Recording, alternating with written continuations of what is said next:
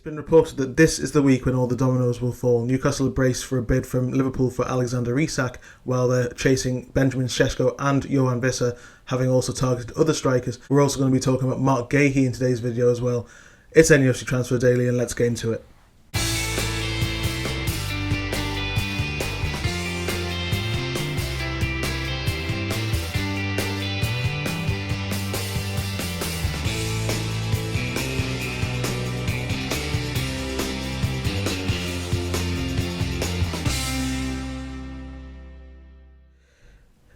Hello, good morning, welcome back to another week of NUFC Transfer Daily, and lots to discuss once again. Obviously Alexander Isak is still the main talking point. Newcastle played a game in Singapore on Sunday and lost 3-2 to Arsenal, and Eddie Howe again gave an update on Alexander Isak. It wasn't really through what he said, it was the way he said it. It basically shut everything down. He won't be joining up in the second week of their Asia tour in Korea this week either.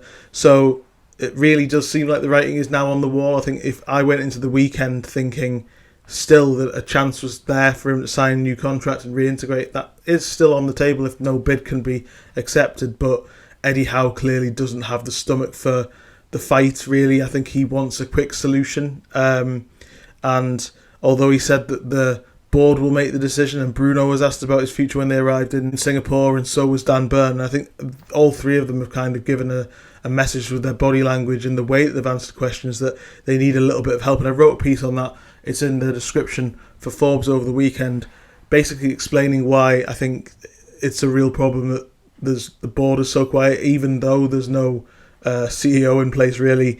There's no sporting director.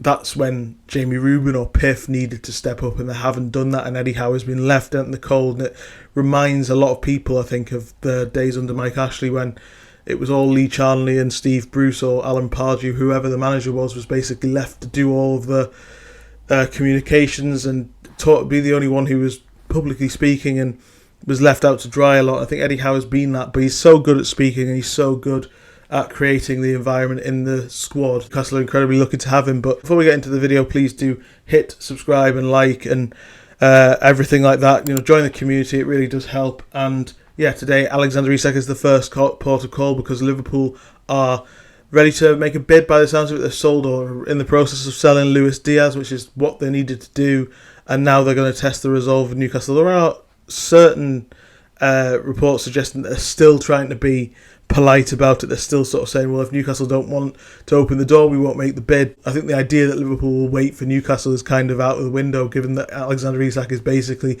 trying to drive himself to Merseyside at the moment by the looks of things. So it feels like this is going to happen, and Newcastle have a decision to make. As I said earlier, Eddie Howe has said that Piff will make the choice, and Piff are still saying he's not for sale. I think really, though, because of the situation, because Eddie Howe is saying what he's saying, I think the conversation will be over the price, and Liverpool will be made to pay £150 million, potentially, plus some add-ons as well.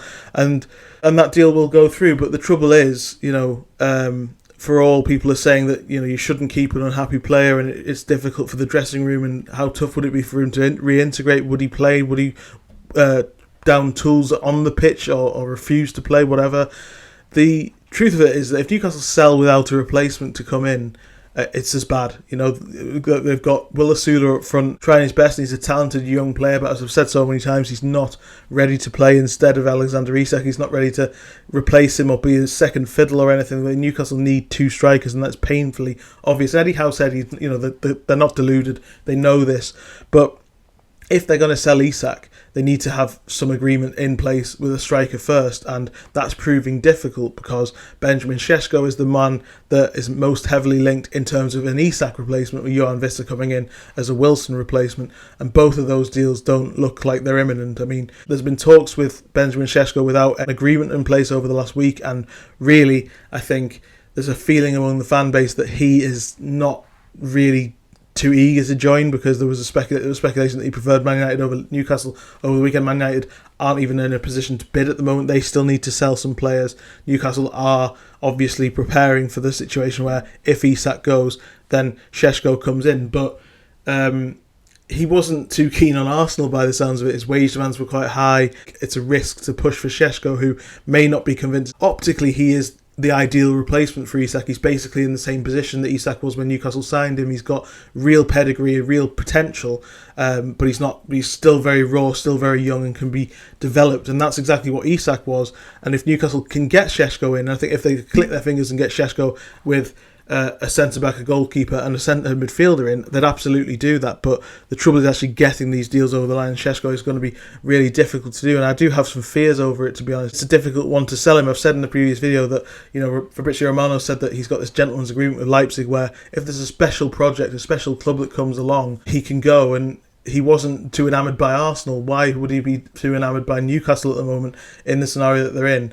And also at the same time, if you're trying to talk to Benjamin Sesko about coming in, it's difficult to sell that you will be definitely the number one striker until Isak's definitely gone, because even if it's just a technicality, he is still competition, and it's really difficult to paint the picture that he's definitely going, don't worry, and that's a really difficult balancing act, as I've said quite a bit on Twitter when people have been asking me about the scenario over the weekend. So I feel like this is one that's a bit of a concern to me, and Newcastle may be forced to look elsewhere, but the trouble is there aren't many other options. There's apparently a 4-man shortlist where 2 of these strikers will come in, and it's basically Visser, Sesko, Nicholas Jackson and Ollie Watkins. We'll talk about the other 2 in a second, but I just don't see Sesko definitely coming in, and that's a real concern, because you need that. That's the only way I think Newcastle can really recover from Isak going.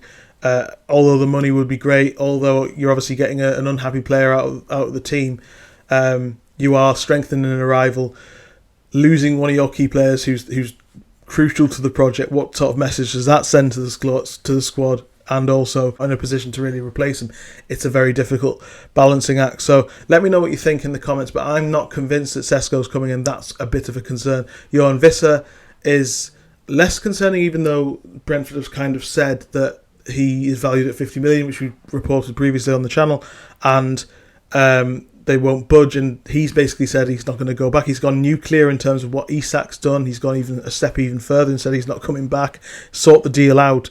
And I think this one isn't dead. I think Newcastle can come to an agreement, because at that stage it's sort of not really. There's not really a way back for Visser in that context. This is not the same as the Sesko one. I think this one can actually work if Newcastle do push it. They've offered 35 million. That was rejected. Maybe they can come to a little bit more of a compromise, closer to 40, or in between 35 and 40 if they have to. But I think that this one can still get done.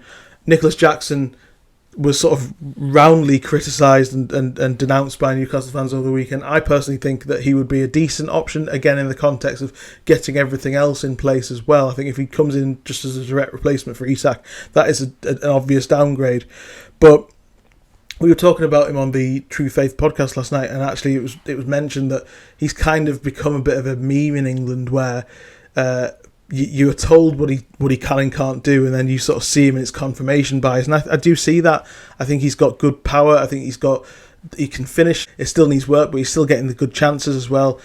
He works really hard. He leads the line really well. He's big and strong, as I said. And I think that is the right kind of mould of a striker, 24 years old. If the price was right, Eddie Howe could really work with him. But again, the context would have to be that they need to get a centre-back and a goalkeeper, and probably a centre midfielder as well, for that to feel like a package upgrade on what they've got now. Whereas if he just comes in and replaces Isak, unlike Sesko, who's got the sort of future pedigree of being like Isak, I don't think Jackson does have that. So I can understand to a degree the criticism, but I do rate Jackson. I always have. He has scored decent amount of goals for Chelsea in a difficult situation, and he's kind of on par with where Didier Drogba was at that same juncture in his Chelsea career. So I think he would be a decent option, as I say, as part of a bundle, as part of a group of signings. He would be fine. But yeah, whereas Ollie Watkins is, as I think I've previously said, this is just a non-starter. Why would he leave Villa for Newcastle for anything less than 60 million? His wages will be high. He's 29. He's not a long-term replacement. That just doesn't feel like it's possible. So I think Visser and one of Sesko or Jackson is probably where Newcastle will look, because all 3 of those deals are difficult to do for various different reasons. I feel like this is got a lot of legs to rumble, but it's kind of painting the picture that actually selling Isak isn't just as simple as we'll get him out and replace him, because there is a possibility that they get him out and can't replace him properly, and I think that's as bad as keeping an unhappy player for the season and trying to reintegrate him, because once the window shuts, obviously he will probably have a slow start to the season even if he does stay, like he did last year, but I think he can get his head straight, especially if he can then say, well, you can't leave now until the summer next year, so why don't you sign a new contract, get your head down, play in the Champions League, have another year here and then leave, and there'll be some sort of way out, which I think was always predicted anyway he would leave next summer. So that's possible just purely because Newcastle have, we've discussed the options, and for various different reasons they feel like either not right or very difficult to do. Let me know in the comment section what you think. But yeah, I'm just not convinced by the whole Sesko thing particularly. It doesn't feel like he is chomping at the bit to join. And the more that goes on, especially if they sell Isak before getting Sesko in, Leipzig and Sesko are kind of, Newcastle, they kind of can hold Newcastle to ransom effectively in that thing, because Newcastle are desperate for a striker and have a lot of money. That's a really difficult scenario to balance, and we'll see how it progresses. But Liverpool are expected to make a bid this week, and I would say that we'll know a lot more by this time next week on what's happening. So the other thing I wanted to talk about as well, Marc Guehi, I did record this last week before all this wave of the Isak stuff kicked up a notch, and then once I re-recorded, didn't speak about it. But Marc Guehi's available apparently for 45 to 50 million. Crystal Palace have kind of accepted that he'll go. They want to cash in on him.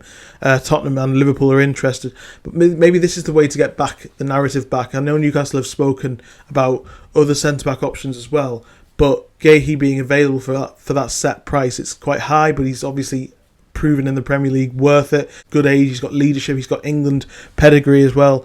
He's ready for that step up, and Liverpool are obviously interested. We'll talk about that in a second. But while they're focusing on Isak, maybe this is the opportunity to regain a little bit of strength, because the narrative has been so much against Newcastle all summer. The decisions that they've made, the rejections that they've had, but also the Isak situation. Even though Liverpool haven't bid, it feels like it's already done. Some people, the way that people are talking, and Newcastle don't really have a say in the matter. They need to regain the narrative, and if Liverpool aren't urgently going for Marc Guehi, they're still debating whether they want to pay that money or wait or whatever, Newcastle can steal in and try and get that deal done, a little bit like Hugo Ekitike, and maybe come to an agreement if they sell Isak for a certain fee, that Liverpool let them have Guehi or whatever, I don't know, but try and get Guehi in to sort of soften the narrative a little bit at this stage when Liverpool aren't pushing for it. It's a risk. It can be a repeat of the Ekitike situation, but I think that would be a really easy way to calm some nerves. The defence would be sorted. That's a decent price, slightly over what we may have thought that Newcastle should pay for Guehi, but you have no issues with him. He slots in defence. Sven Botman, obviously, although it was precautionary, picked up a groin injury at the weekend. So Newcastle need a big name, young, powerful, quick centre-back, and Marc Guehi really does tick the boxes, even though they have kind of moved on to different targets. I do think that the best way to soften the blow of everything that's going on is to maybe try and get Guehi over the line very quickly, because they can still afford Visser at the right price and Guehi with the money that they've got at the moment, and then Sesko, whether he comes in before or after, his deal would be funded by the Isak money. So that's how I would do it. Let me know in the comment section what you think about Isak, about Sesko, and about Guehi. The goalkeeper situation is even more convoluted now that James Trafford's going to Man City, Lucas Chevalier is going to PSG. Where did Newcastle go on that? Because again, at the weekend, lots of people still talking about Nick Pope needing to be replaced. Let me know on that as well. But Marc Guehi is the player that I would focus on at the moment, just to get that little bit of positivity, get another position filled in the way that Anthony Elanga is at right midfield. Obviously, he scored at the weekend, which was great. But the striker situation is a lot more convoluted than it may appear, than just selling Isak and replacing him. As I say, if Newcastle could click their fingers, get Sesko, Guehi and a goalkeeper and a midfielder in, they would absolutely do that, but it doesn't work like that. Thanks very much for joining me on today's episode. Like, share and subscribe, and I'll be back tomorrow with another one. Catch you then. Cheers.